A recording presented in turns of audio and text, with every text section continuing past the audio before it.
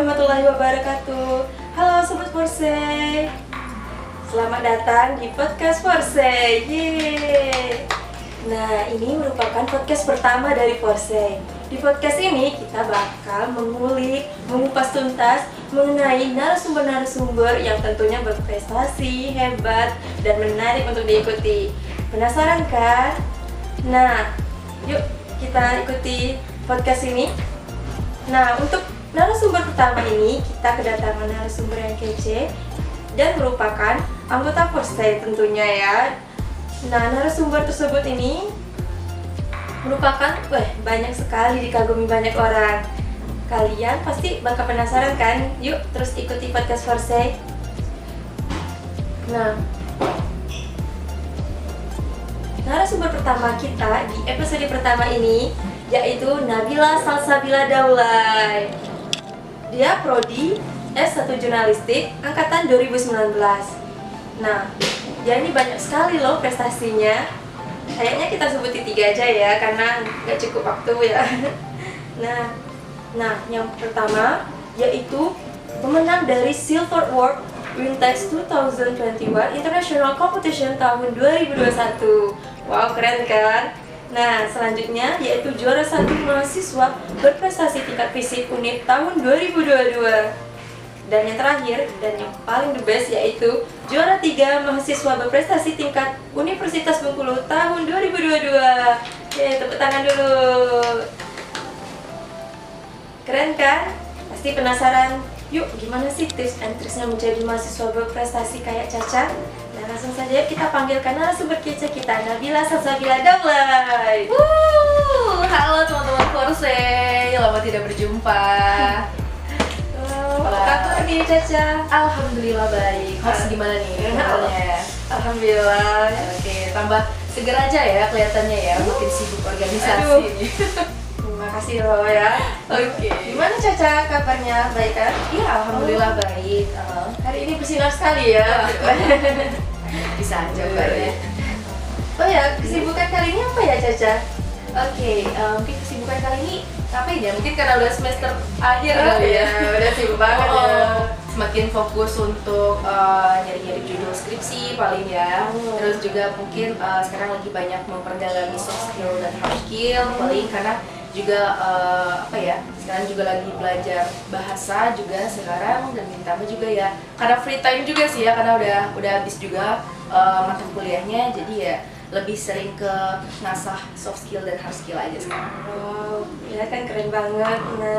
Nah, belajar bahasa ya, belajar bahasa apa aja itu? Waduh, boleh nih Boleh. Siapa tahu bisa memotivasi sobat Forsey kan? Kalau sekarang lagi fokus belajar bahasa Inggris ya, tentunya diperdalam lagi sama sekarang lagi coba belajar bahasa Korea nih teman-teman. Karena malu nggak ya K-popers.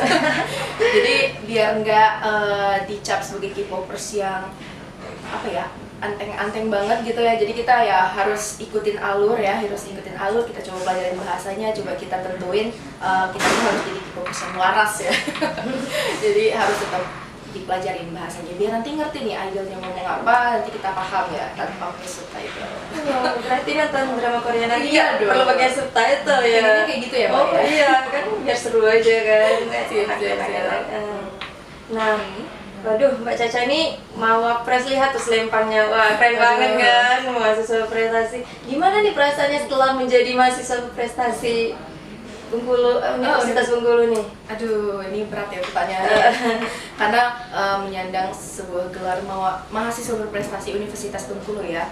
Itu sebuah kehormatan yang luar biasa didapatkan dan juga kalau ditanya perasaannya campur aduk ya sebenarnya ya. Karena ini juga beban yang lumayan berat karena kita dicap sebagai mahasiswa berprestasi UNIF yang tentunya kita harus selalu memberikan kontribusi yang baik untuk Universitas Bengkulu dan juga kita juga sebagai apa ya harus menunjukkan image yang baik untuk teman-teman di sana biar semakin termotivasi juga. Jadi ya perasaannya kalau ditanya itu ya campur aduk ya, antara senang, ada sedih juga, ada juga perasaan berat karena menyandang sebuah gelar yang lumayan besar nih ya untuk memberikan motivasi terus-terusan kepada mahasiswa di luar sana. Wah, keren banget.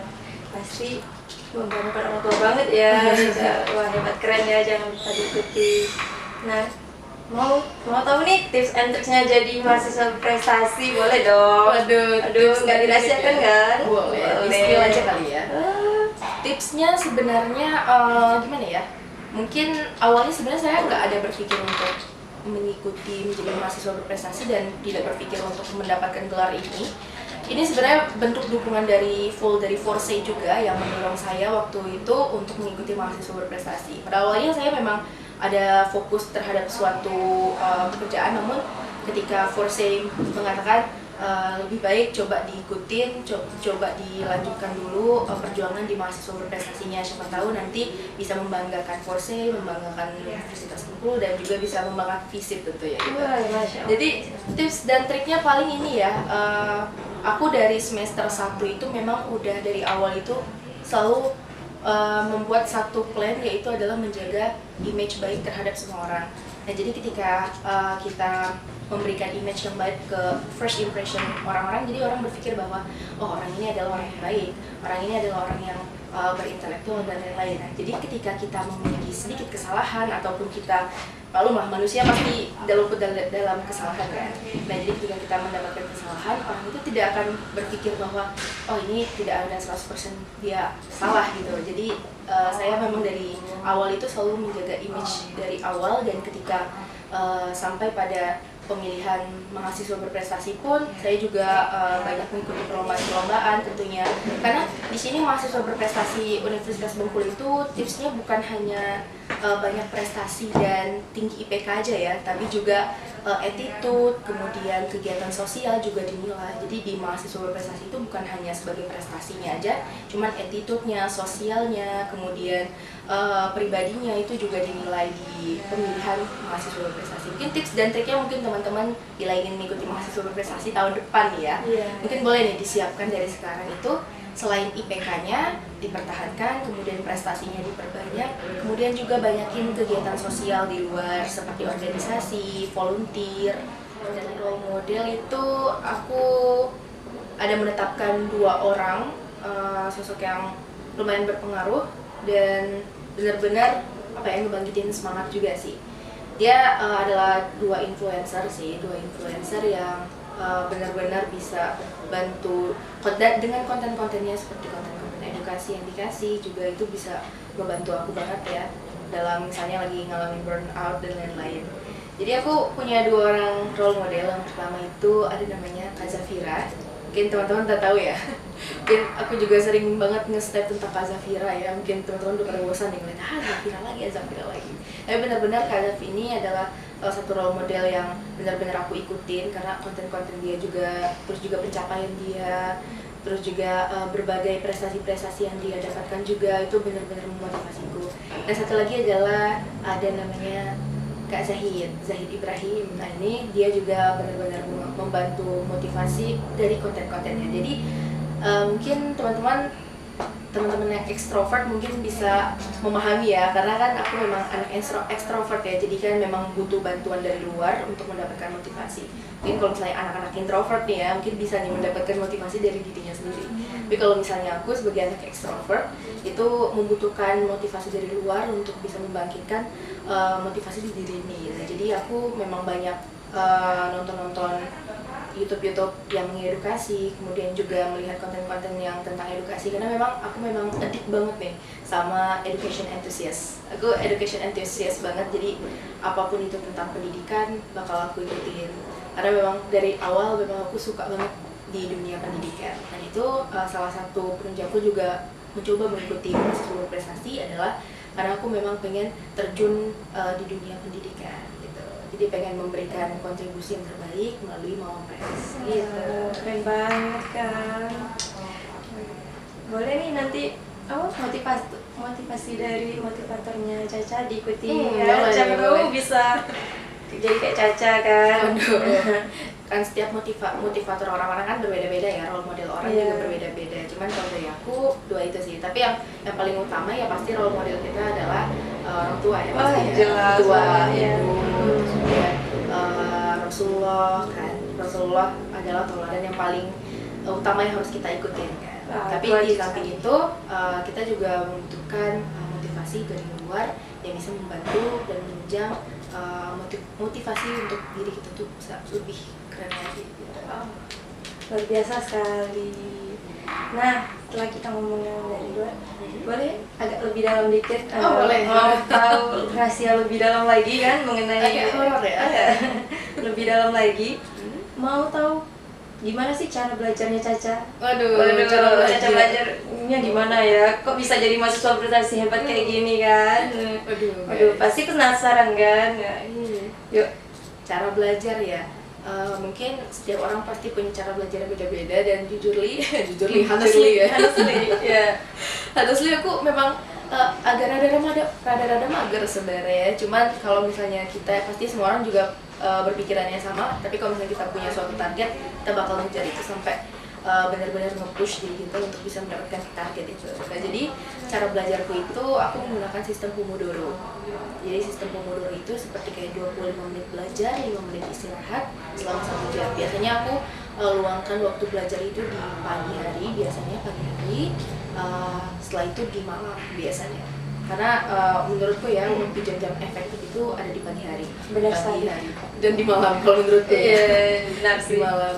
Nah gitu, jadi aku pakai sistem Pomodoro. Cuman ya itu kadang mager-mageran juga sih ya, kadang ya nggak yang setiap hari belajar juga. Kirain Caca tuh kayak hari buka buku, belajar terus. Ya pasti kalian ada beberapa yang mikir kayak gitu kan? Nggak kayak gitu sih. Oh, berarti salah ya? Nggak salah. Kalau kita rasain sekarang. Tahu guys, ya gitu ya. Jadi nggak yang orang berpikir kayak mau terus nih pasti rajin banget belajarnya. Enggak guys, kita tuh manusia biasa. Coba deh tanya-tanya sama pres lain juga cara belajarnya pasti beda-beda dan ya itu tadi nggak semua yang kayak tiap hari kita belajar yang enggak juga kan, karena kita pasti punya kesibukan, kita juga butuh me time. Nah me time ini juga perlu banget ya, karena di samping kita punya target, kita punya cara belajar yang lumayan besar misalnya, me time itu benar-benar dibutuhkan karena untuk mengistirahatkan otak kita juga kan. Nggak mungkin kita nge-push otak kita 24/7 terus kan. Bisa meledak. Siapa tahu kan beda dari enggak. Einstein apa ya? Belajar terus. Kayaknya soalnya kelihatan rajin banget Caca itu. Jadi kirain wah pasti tiap hari dia buka buku bisa berjam-jam, kayaknya betah deh berjam-jam. Itu image Instagram aja. Oh, lagi rahasianya nih. Enggak ya? Enggak. Nah, mau tahu nih suasana belajar yang Caca suka itu kayak gimana sih? Yang berisik-berisik kah atau yang kalem-kalem kayak gitu yang mungkin anak-anak ENFP, lagi-lagi aku bahas MBTI terus ya. Aku anak ENFP, mungkin teman-teman yang anak ENFP juga pasti ngerasain. Kalau aku tipe belajar suasananya suka yang berisik. Aneh ya? Oh aneh juga ya? Aneh, iya emang agak aneh ya teman-teman. Jadi kalau aku belajar suka biasanya ngidupin lagu kencang-kencang, dan lagunya itu biasanya EDM yang ngebeat ajib-ajib gitu. Kok bisa? Iya, karena menurutku kalau misalnya sambil dengerin lagu yang ajib-ajib jadi kebakar semangat kita. Ya, Jadi semakin semangat belajarnya.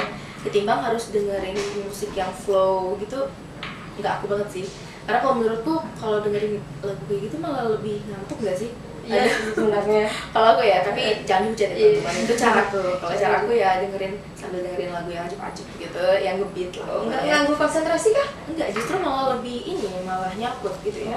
Kecuali kalau lagi ngafal ya. Kalau misalnya kayak lagi ngafal vocab dan lain-lain itu biasanya aku pakai instrumen atau misalnya lagi belajar bahasa Inggris nih, ngafalin vocab biasanya pakai lagu bahasa Inggris yang pronouns dan grammarnya benar. Nah terus kalau misalnya lagi belajar bahasa Korea, aku juga pakai lagu bahasa Korea, cuman yang nggak yang ajib-ajib juga, yang agak low ya, agak fokus nanti. Jadinya joget gitu. Lebih milih joget bukan ngafal gitu. Nah gitu sih caranya. Terus juga biasanya aku pakai lilin aromaterapi juga kalau misalnya mau belajar. Jadi cara belajar yang tepat itu kita punya versi belajar masing-masing ya. Cuman kalau bisa sih, kalau menurutku saranku ya, bikinlah suasana belajar itu suasana yang menyenangkan, bukan kayak mikir yang belajar nih capek. Pokoknya kedistrak nih sama suasana belajar pasti yang mencekam, terus memusingkan dan lain-lain. Tapi kita coba bangun suasana belajar itu yang have fun, kemudian kayak yang enak lah pokoknya. Kayak kalau aku sih ngidupin aromaterapi atau enggak semprotin parfum dulu, terus ngidupin lagu kencang ya, ngintipin lagu kencang. Terus juga aku anaknya sekarang lagi coba ciptain belajar yang unyu-unyu gitu guys. Jadi aku coba beli stiker, terus pena warna-warni gitu. Jadi bukunya itu ditempelin stiker. Jadi kalau belajar jadi semangat gitu kan. Pas buka buku, wah lucu banget ini bukunya, jadi semangat belajar kayak gitu. Kalau sekarang aku gitu. Memang sih suasana untuk belajar itu memang penting ya, kita harus menyamankan diri kan, dan itu kita bakal semangat sendiri untuk belajarnya. Wow. Boleh nih dicontoh guys, keren banget. Oh ya, mau nanya lagi kan? Apa tuh? Lihat feed IG Instagram dari Caca ini, ada sering nge-share buku gitu tuh. Kira-kira buku apa aja sih yang Caca baca gitu? Boleh nih tipsnya, siapa tahu kan. Buku yang pernah dibaca ya? Wah banyak banget ya kalau dipikir ya. Ya memang banyak banget, maksudnya yang 300 lah atau 300 yang aku rekomendasikan ya buat boleh nih recommendation buat jangan lupa dicatat ya. Mungkin di Instagramku aku juga sering nge-share banget ya tentang buku-buku yang aku pernah baca dan bisa ngebantu untuk membangkitkan semangat belajar dan ngebantu self improvement juga ya. Jadi tipe buku yang aku suka baca itu adalah buku self improvement. Yang pertama itu aku sekarang lagi adik banget dan suka banget sama buku Atomic Habits. Itu teman-teman boleh baca banget, itu kayak bisa ngebantu 1% kebiasaanmu di pagi hari bisa membantu kesuksesanmu di depan sana gitu. Jadi kebiasaan baik yang kita lakukan akan membantu kesuksesan kita di depan sana. Tapi ketika kita melakukannya secara berulang, itu yang aku tangkap dari Atomic Habits ya. Jadi makanya aku sekarang lagi nyoba untuk membangun kebiasaan-kebiasaan baik kecil aja sih. Kalau dari bukunya itu dibilangnya kecil aja kebiasaannya, misalnya kayak coba bangun lebih pagi, kemudian misalnya habis sholat ngaji dulu, habis ngaji mungkin boleh nyapu rumah, terus juga mungkin bisa baca buku kayak 2 lembar. Kalau aku aku paksain ya, kalau setiap pagi itu aku coba bangun untuk baca buku 2 lembar aja minimal gitu, nggak apa-apa. Nah jadi kebiasaan-kebiasaan itu yang ketika kita berulang kali lakukan itu bakal membantu perbaikan-perbaikan di masa yang akan datang gitu. Karena apapun yang kita lakukan, hal baik yang kita lakukan pasti akan memberikan dampak yang baik di depan sana gitu. Itu dari yang aku tangkap dari Atomic Habits. Terus buku kedua yang aku suka banget adalah Filosofi Teras. Oh, iya. Ya tahu ya, mungkin tahu ya, sering dengarnya. Filosofi Teras. Filosofi Teras itu karena aku juga ada kena mental health juga ya, jadi itu benar-benar ngebantu teman-teman yang punya mental health juga. Di Filosofi Teras juga dijelasin mengenai penyakit kesehatan mental dan lain-lain, dan bisa membantu kamu yang terdistract di mental health juga. Itu Filosofi Teras, keren banget bukunya. Terus yang terakhir adalah ini buku Korea sih, buku Korea, penulisnya dari Korea, cuman udah di translate ya ke Indonesia, dan ini bagus banget sih. Respect Myself juga, tuh penulisnya dari Korea dan itu bestseller banget teman-teman. Itu kayak menceritakan kita tuh harus kita harus menghargai dan menghormati diri kita sendiri gitu. Jadi jangan yang orang lain aja kita banggakan, terus kita kasih image baik buat orang lain, tapi kita lupa sama diri kita. Padahal yang memberikan image baik itu adalah diri kita sendiri. Jadi jangan lupakan kalau misalnya kita sedang berjuang, jangan lupakan diri kita yang harus direspek lebih banyak ketimbang orang lain gitu. Itu sih 3 buku dari aku ya, ada Atomic Habits, Filosofi Teras, dan Respect Myself. Gitu. Wow, keren banget ya buku yang dibaca. Agak berat juga sih sebenarnya. Tapi Atomic Habit ya tadi ya. Wah itu memang banyak banget yang bisa. Bener. Aku belum baca, penasaran nih. Boleh nanti pindah ya. Oh boleh. Jangan lupa ya ikutin. Siap. Nah selanjutnya, gimana sih Caca tuh biar memupuk semangat, biar bisa semangat belajar terus kayak gitu? Semangat ya. Kayak apa sih yang di luar yang bisa bikin Caca semangat banget pengen belajar? Oke. Pertama karena ya itu tadi, karena aku memang dari awal memang ngecap diri aku itu berfokus pada education enthusiast. Karena memang dari keluarga juga sih, keluargaku juga berfokus di bagian pendidikan, dan juga aku juga berpikir kayak yang pendidikan adalah hal paling utama apalagi terutama di Indonesia ya. Di Indonesia tuh pendidikan tuh yang paling berpengaruh, dan ketika pendidikan itu malah jatuh di tangan orang yang tidak tepat, justru malah itu akan memberikan citra yang buruk terhadap benar-benar membahayakan. Jadi menurutku adalah aspek paling penting itu adalah yang pertama adalah pendidikan. Karena ketika pendidikan suatu negara, misalnya suatu negara itu bagus, pasti dia akan menunjang suatu negara itu menjadi lebih bagus. Aku ambil contoh aja dari negara Jepang, Korea, dan Amerika ya, yang mereka punya pendidikan yang bagus dan akhirnya mereka bisa menciptakan negara yang bagus. Sebenarnya Indonesia ini memiliki orang-orang yang memiliki pendidikan yang bagus banget sebenarnya.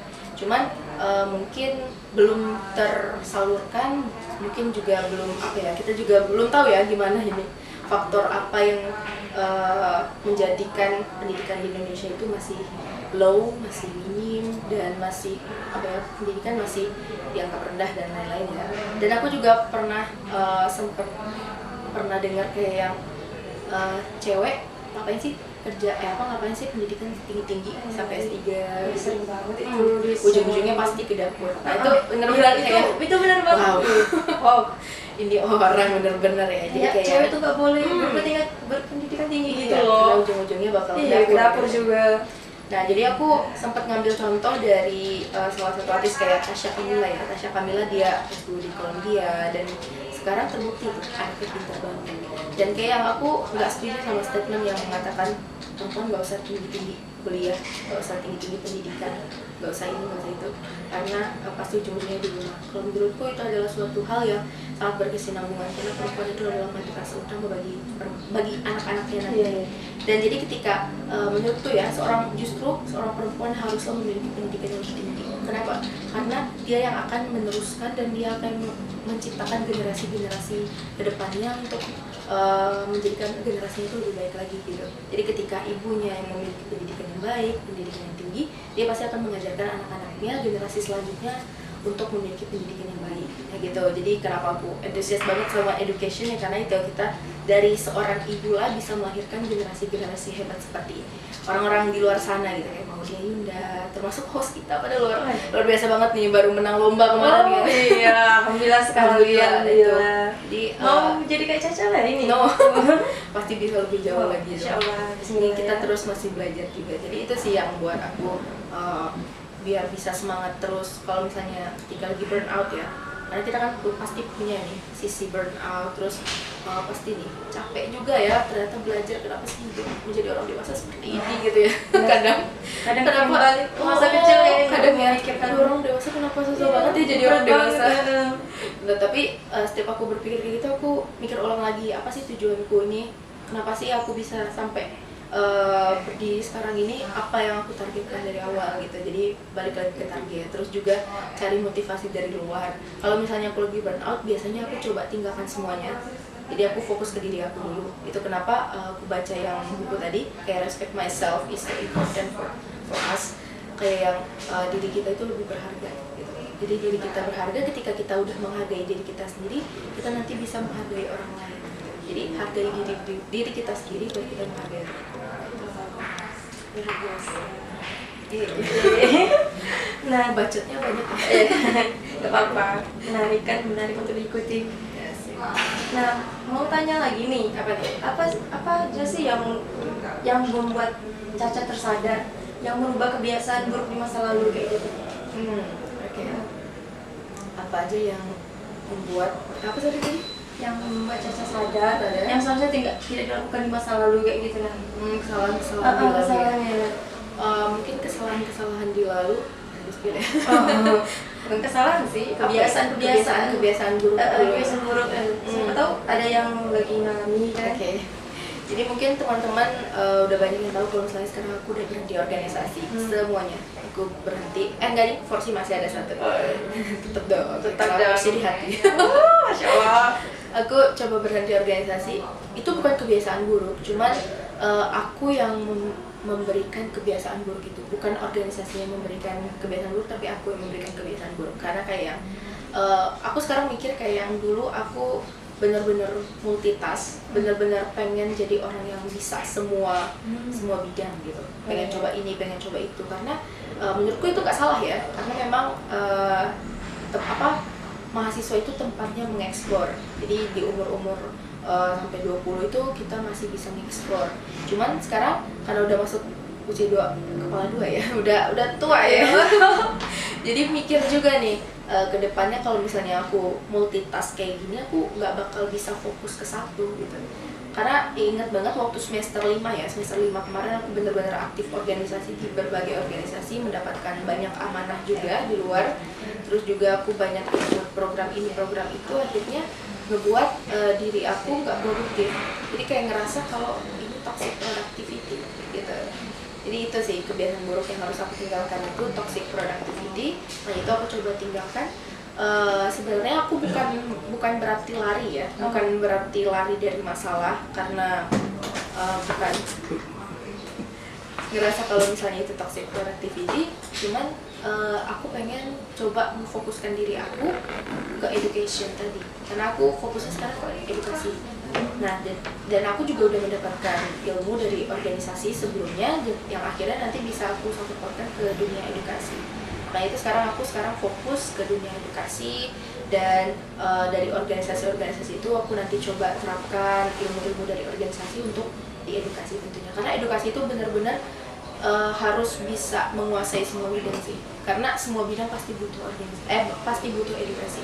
Organisasi pasti butuh education, kemudian misalnya faktor ekonomi, politik, bahkan politik pun juga butuh edukasi, semuanya butuh edukasi. Jadi yang saya fokuskan sekarang mau fokus ke edukasi gitu. Semoga semakin maju.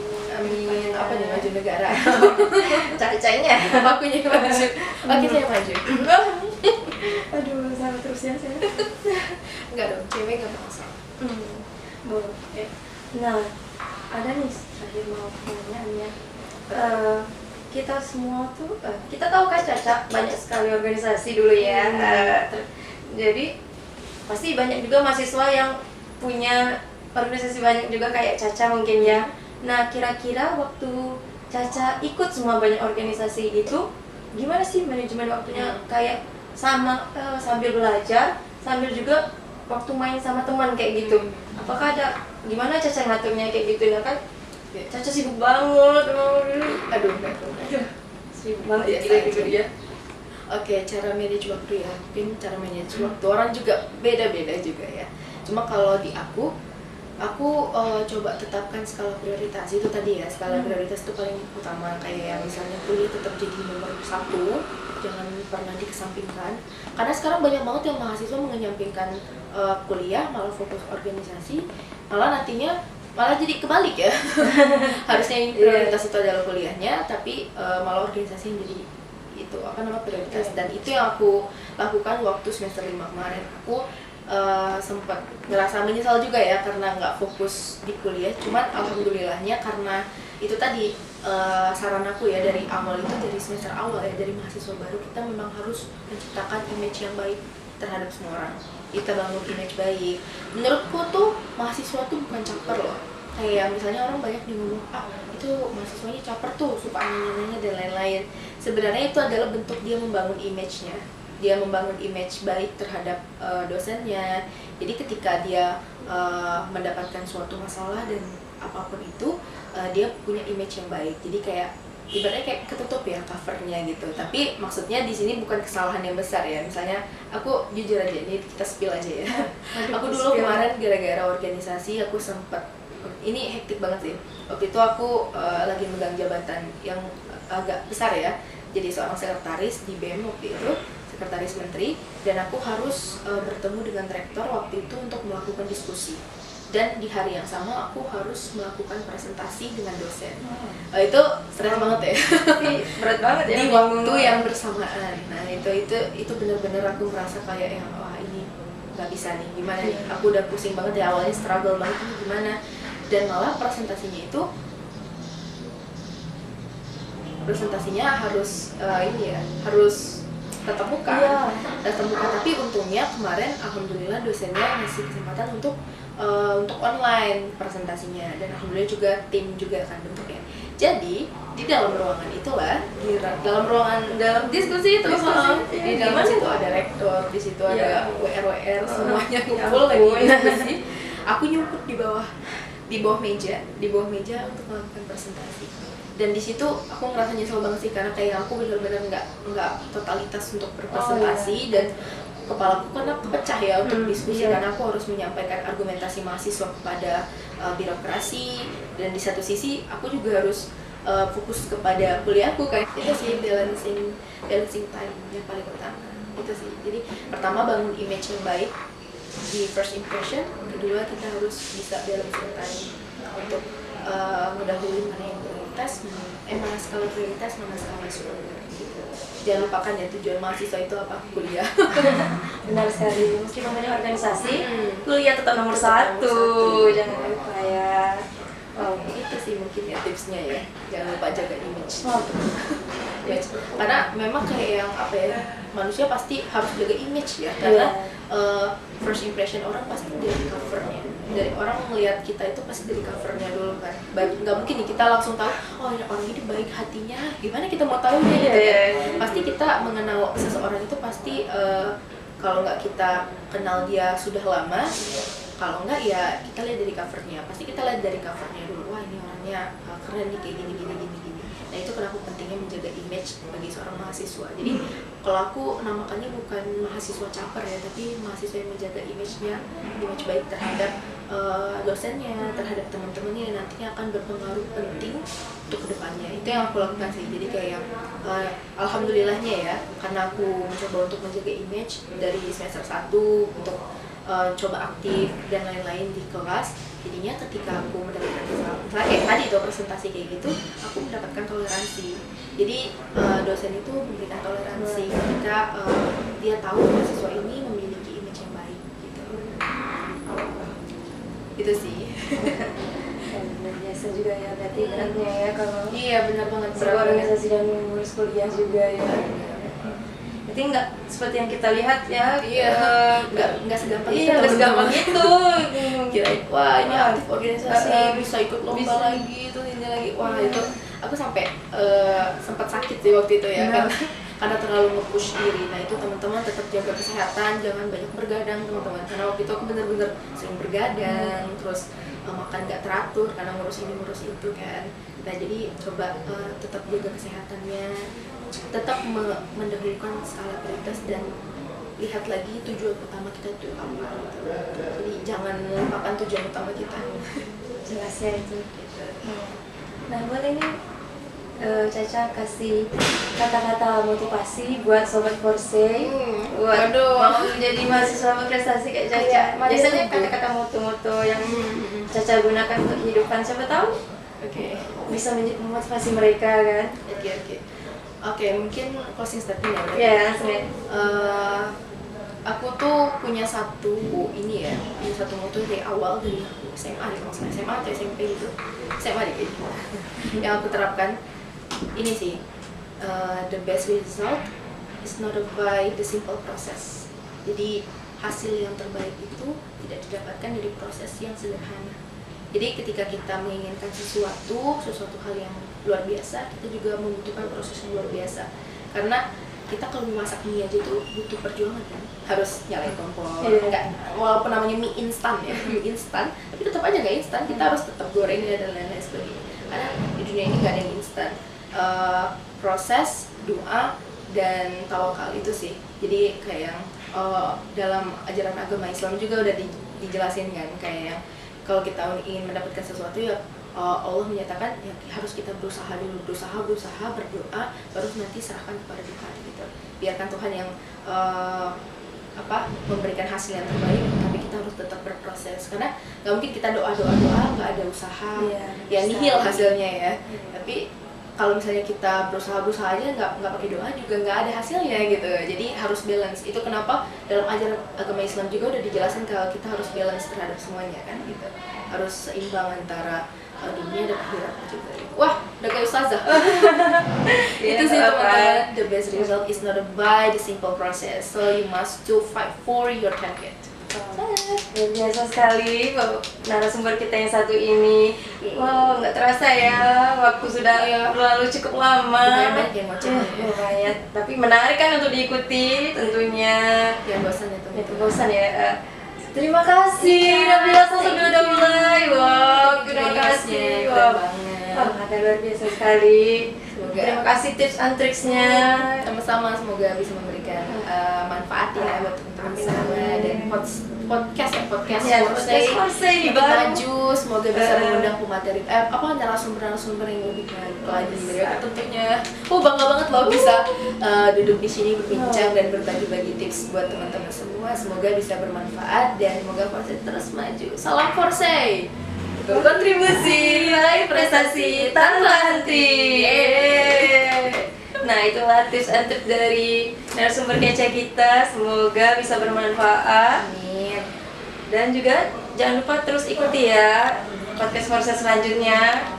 Nah, terima kasih untuk para sobat Forsay yang telah mengikuti rangkaian acara ini dari awal sampai akhir. Jangan lupa like, comment, and subscribe ya di bawah ini. Nantikan podcast Forsay selanjutnya. Terima kasih. Wassalamualaikum warahmatullahi wabarakatuh. Dadah.